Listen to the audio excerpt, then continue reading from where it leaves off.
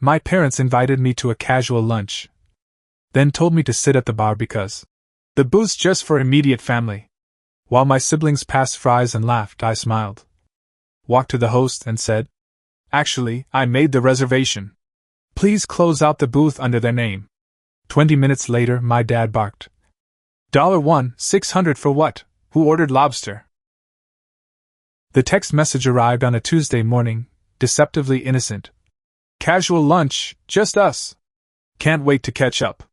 Love, Mom." I stared at those words, and something cold settled in my stomach. Casual lunch with my parents.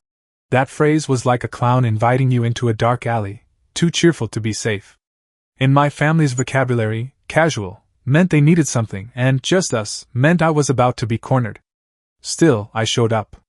Maybe I wanted to believe they were actually trying this time. Maybe I was just bored. Or maybe, deep down, I knew this would be the moment everything finally unraveled. The restaurant was one of those places designed to impress people who confused price with class, ocean-themed with glossy menus and a host who acted like he was guarding Fort Knox instead of a dining room. I arrived early, as usual, and made the reservation under my name because I already knew that if I didn't, something would go wrong. 27 years of family dynamics had taught me to expect the worst and prepare accordingly. 15 minutes later, I spotted them, Mom, Dad, my sister Hannah, and little brother Josh, all dressed like this lunch actually meant something to them. For a fleeting second, I thought maybe I'd misjudged the situation. Then they walked right past me, right past the host stand, and my mother said something to the hostess I couldn't quite hear. I stood up and waved. Mom glanced at me with that practiced smile she'd perfected over the years, the one that meant business. "Oh, Fred," she said, as casual as discussing the weather. "We got a booth for immediate family. You can grab a seat at the bar, okay?" The words hit me like ice water. Not cruel, exactly, just matter of fact, like telling someone the milk had expired. Like I should have known my place all along. Dad didn't say a word. Hannah smirked. Josh was already flipping through the menu like nothing had happened, because in his world, nothing had. This was just Tuesday for the rest of them. I stood there for half a second, processing the casual cruelty of it all. Then I smiled, not the broken smile of someone accepting defeat, but the sharp smile of someone who'd finally had enough. I walked directly to the host stand. "Actually," I said, my voice steady and clear, "the reservation's under Fred. Can you go ahead and close out the booth under their name?"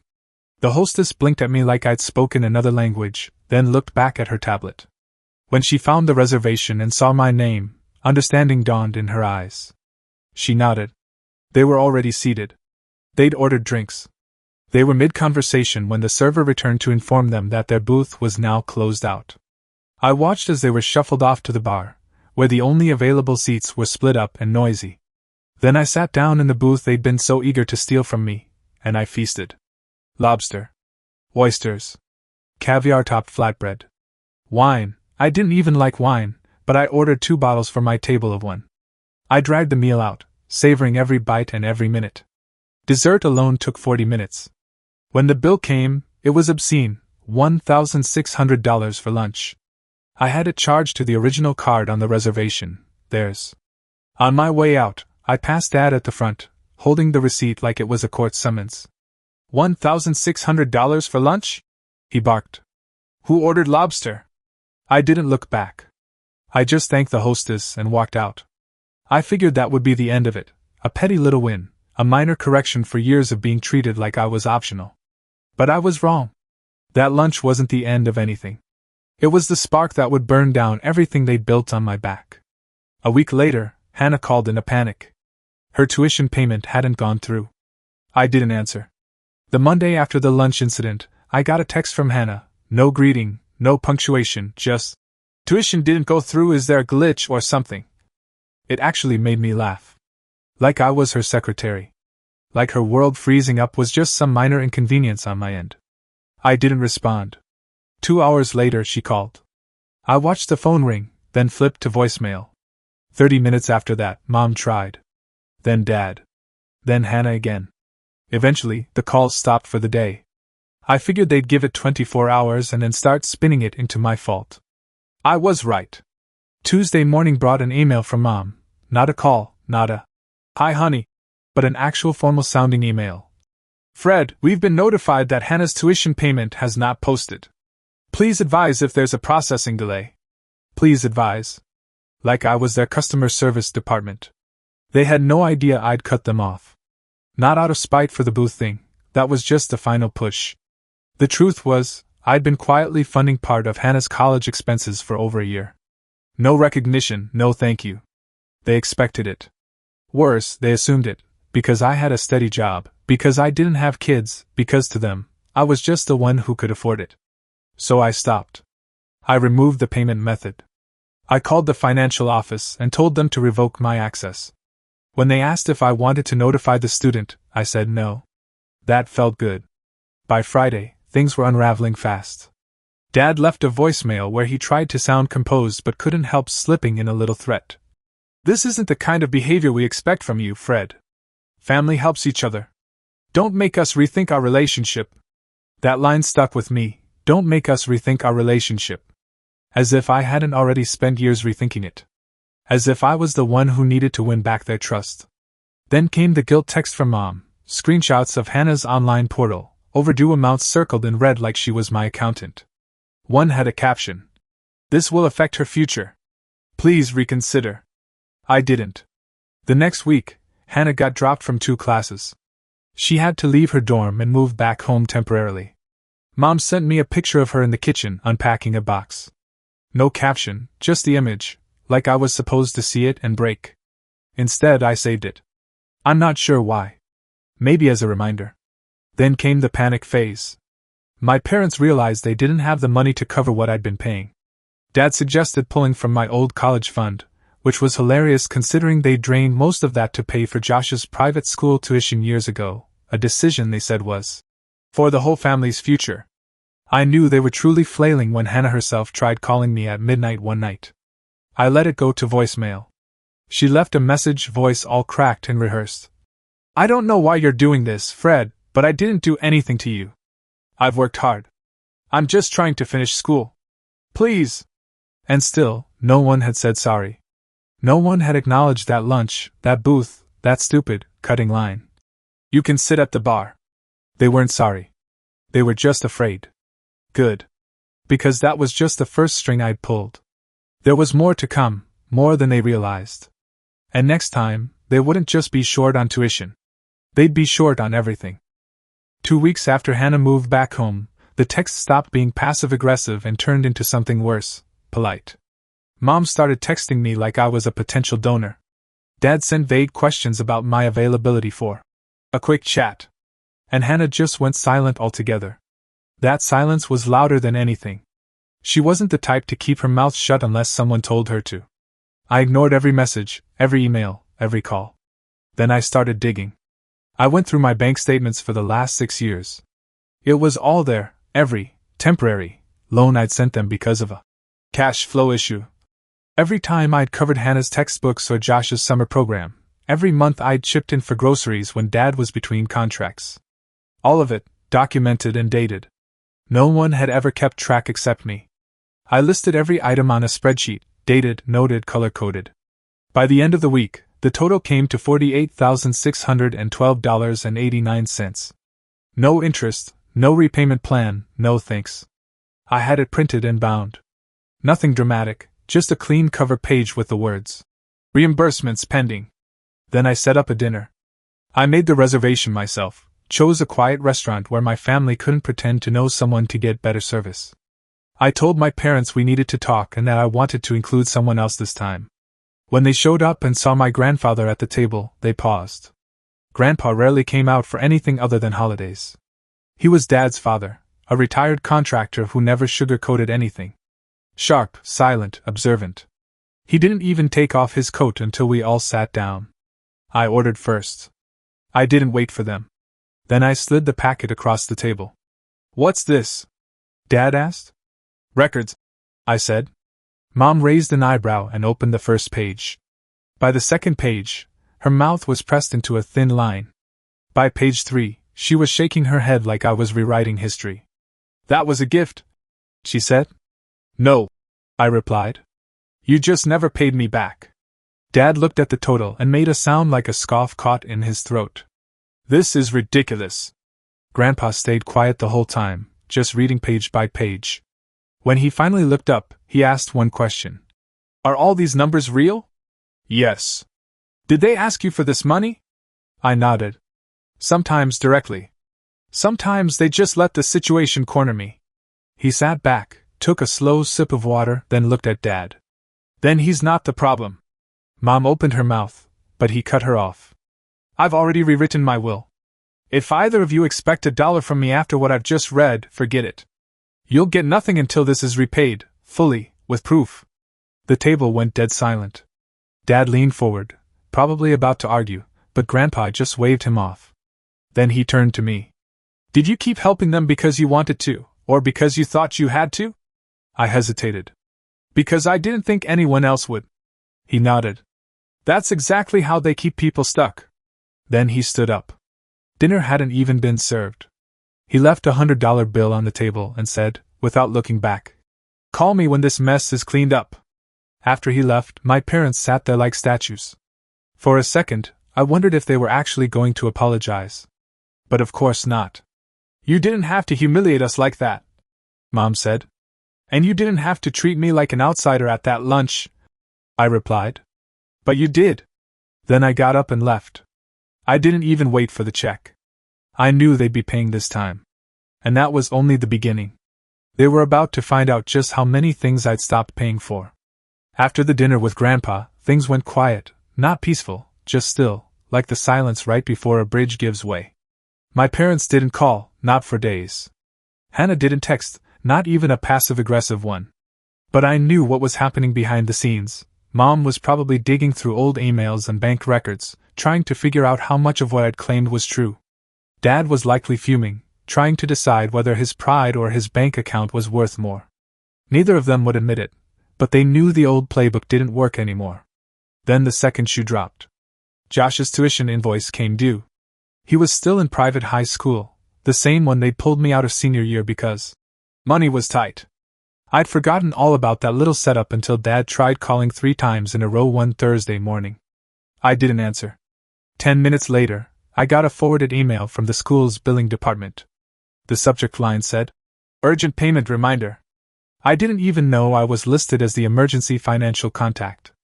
Apparently, somewhere along the way, they'd filled out forms in my name, claimed I was a secondary guardian for tuition matters. I'm not sure if it was legal, but I knew it wasn't right.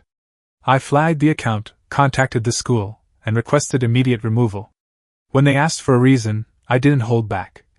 I'm not responsible for this student. I was listed without consent.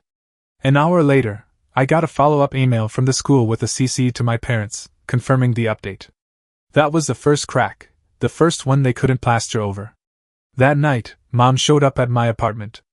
I didn't let her in.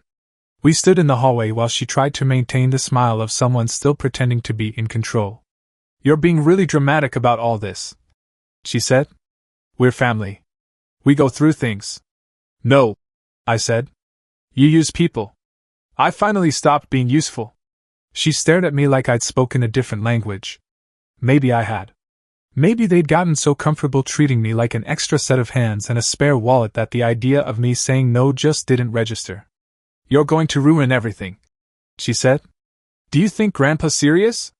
You think he'll cut us off over a few misunderstandings?" I didn't say anything.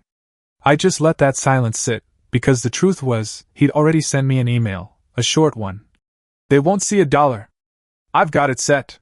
Trust only unlocks for you." Quietly. Not that I wanted their inheritance. I'd been fine on my own for years. But I knew they wanted it, expected it, counted on it. The next day, Dad tried one last move. He sent me a document, a repayment plan. Not for the money they owed me, but for Hannah's tuition. A subtle way of asking me to pick up where I left off. He even labeled it Family Restoration Proposal. Like we were merging companies instead of sharing blood. I forwarded it to Grandpa. He replied, "Unreal." Then he asked me to come by the house that weekend. When I did, he handed me something in an envelope, a statement from a private account, a number I wasn't prepared for. "They owe you more than money," he said. "But at least now you'll get something." I didn't ask for details. I just nodded, and I knew then that their empire of guilt was collapsing quietly, piece by piece. And I wasn't going to stop it. It was Grandpa's idea to hold the family meeting. He didn't ask, he told me it was happening Saturday at 3 p.m. at his place. No excuses. I showed up on time. My parents and Hannah were already there, seated stiffly in the living room like kids called into the principal's office. Josh was out, probably on purpose. He didn't have anything to do with the money trail, and I think even my parents knew it was better to keep him out of what was coming. Grandpa didn't waste time. He walked in with a manila folder in one hand and a cup of coffee in the other. No greetings, no warm-up. I've gone over everything Fred gave me. Every dollar, every receipt. It's all documented. He dropped the folder on the coffee table. Mom reached for it, but he stopped her. I'm not here to negotiate. Dad cleared his throat. Dad, this is getting a little out of hand. We've had some miscommunications, yes, but we've always taken care of our family. Grandpa nodded once, then looked at me. Fred, tell them what you told me. I took a breath, not because I was nervous, but because I wanted every word to land. I paid for her tuition for a year and a half. Covered Josh's tutoring, your car down payment, the home repair when the ceiling leaked, the medical bill when Dad needed dental work. All without you asking nicely, just assuming. I looked straight at Hannah. And not once did you say thank you. Not once did you act like it mattered. Mom shook her head, already preparing her counterattack. Fred, that's not fair. We thought you wanted to help. We never forced you. You didn't have to. I said you just made me feel like if I didn't, I wasn't part of the family. Grandpa leaned forward. I've redone the trust. Fred is the sole beneficiary. You three get nothing until every dollar is repaid to him, and I mean every dollar, with records, with proof. The silence in the room was crushing. Mom's face went pale. Dad tried to start some kind of argument, but Grandpa just stood up and left the room. No one followed him. For the first time in my life, I watched my parents panic without a script. Mom whispered something to Dad, who just stared at the wall like he was trying to solve an equation that kept changing. Hannah finally spoke. I didn't know. It wasn't an apology. Just a statement. A weak defense. I know, I said. But you didn't ask either. We sat there in awkward silence for another few minutes before I stood up. I don't want anything from you. Not now, not ever. Just the truth. I turned to leave, but right before I reached the door, Dad said something I didn't expect. We'll pay it back. I didn't turn around. I didn't need to. They would, because now, for the first time in their lives, they had something real to lose. And I wasn't done yet. The first payment hit my account on a Monday morning, $1,500. No message, no explanation, just money dropped into the same account I'd once used to cover their messes. I stared at it for a minute, then moved on with my day. A few days later, another $2,000 came in. Then $850. Random amounts from different accounts. I recognized none of the banks. It was clear they were liquidating what they could without setting off alarms, pulling from savings, cashing out CDs, maybe even borrowing. The drip payments continued for 3 weeks. They didn't reach out. I didn't say a word either. Then Hannah texted me, just 4 words. Can we please talk? I let the message sit unread for a full day before I responded. If you want to talk, meet me at Grandpa's porch.